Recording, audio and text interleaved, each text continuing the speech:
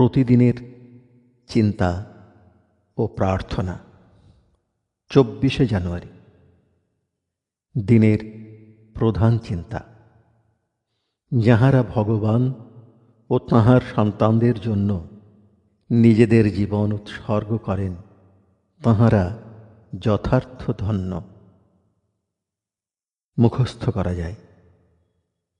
দাও তুমি জীবন তোমার, দাও তব প্রেম অনুরাগ, দাও তুমি সর্বস্ব তোমার। করিবে যখন তুমি মুক্ত হস্ত উন্মুক্ত হৃদয়, পাইবে তখন তাঁহারে যিনি তব জীবনের সর্বস্ব ধন। উপদেশ।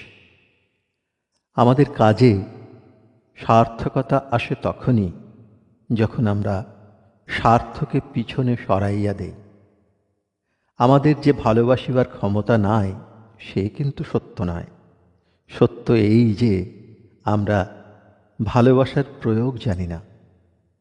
কিভাবে ভালোবাসা প্রকাশ করিব, তাহার যেন পথ খুঁজিয়া পায় না।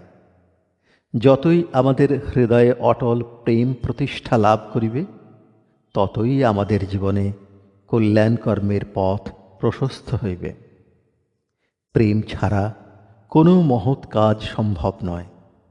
স্বার্থের বন্ধন হইতে নিজেদের মনকে বিচ্ছিন্ন করিতেই হইবে, এবং তারপর আমরা আত্মভোলা ও প্রেমে বিগলিত হইয়া সেবায়, চিন্তায় ও কাজে নিজেদের নিয়োজিত করিব।